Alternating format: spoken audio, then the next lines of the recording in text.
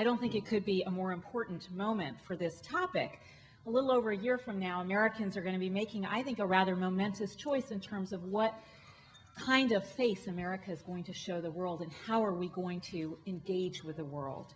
I want to congratulate you on the launch of Impact 08. I think it'll be critical in building broad and deep support for America's investments in development and diplomacy.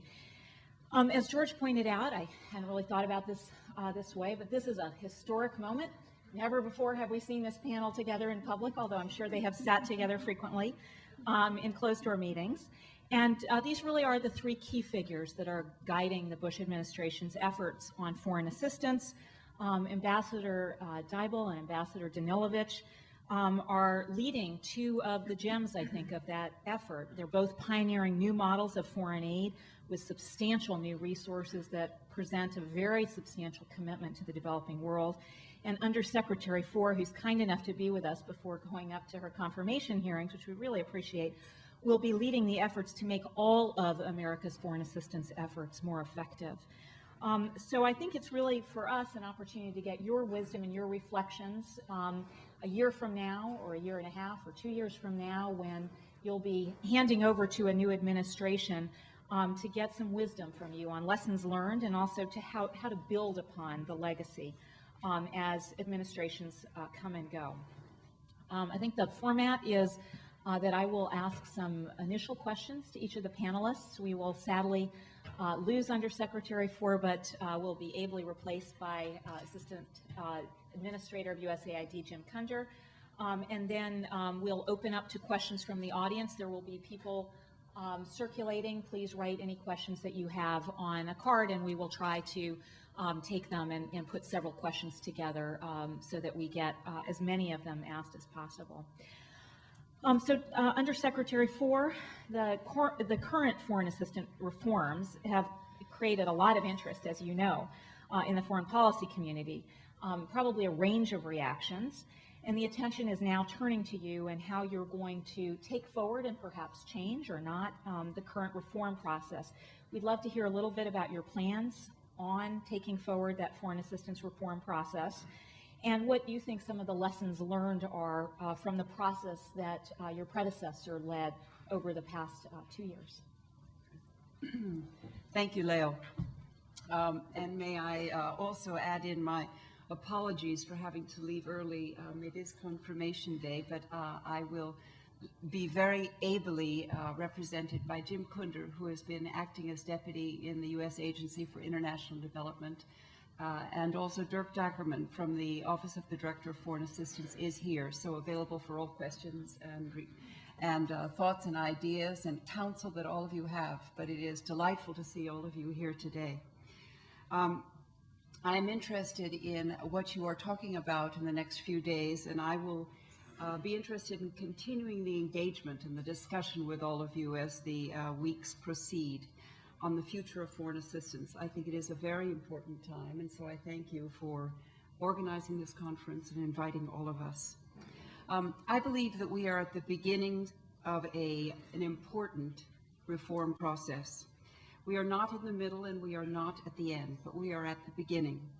We must and we will continually work to improve the reform. I think we all agree that there is a clear-cut case for foreign assistance reform. There are areas that we have made significant steps forward, and there is now a single, clearly defined, overarching transformational diplomacy goal to which every foreign assistance dollar that we provide is linked. The state and the USAID budgets and the strategic processes are now integrated. There is now one congressional budget justification, one way to account for how we spend foreign assistance dollars appropriated by Congress, and the ability for our ambassadors, mission directors, and senior leadership in Washington to understand the total picture of U.S. government assistance that is given in any country or region.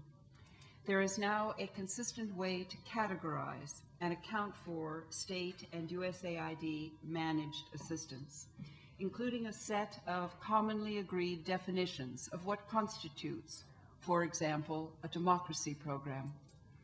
It will help us be accountable for how we are spending our money, and it will also be used as a set of targets for results and to be able to track progress. These are important steps, and I greatly appreciate the hard work of many of my colleagues in state and USAID and all of you in the private sector so far. I also appreciate the suggestions that this community has provided, and we have put many of your ideas into action.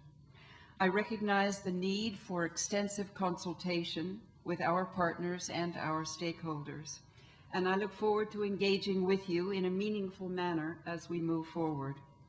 This will be a process of continuous engagement and continuous improvement. I also recognize the need for simplification of this process. We did an extensive after-action review of the fiscal year 2008 budget process and have made several changes, including ensuring that there is substantive field involvement. I've heard from both our people in Washington and the field that the fiscal year 09 budget process is much improved.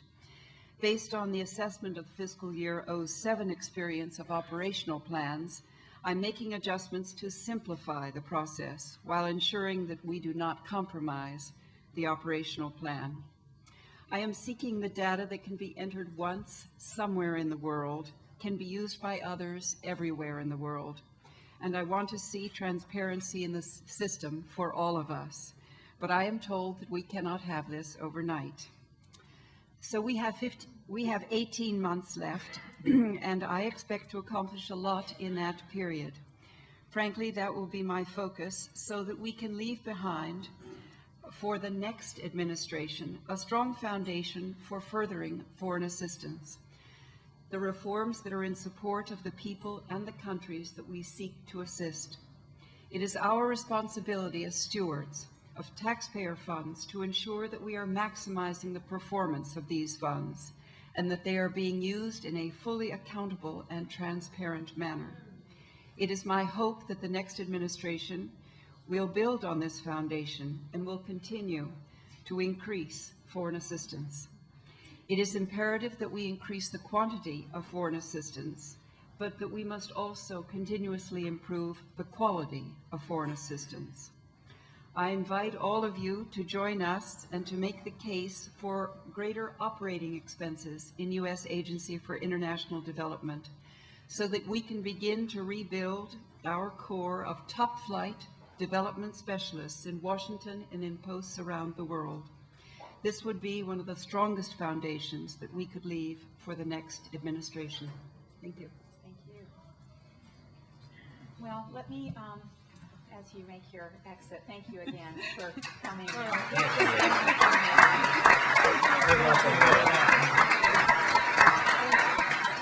hope it's an enjoyable process this afternoon, as it always is.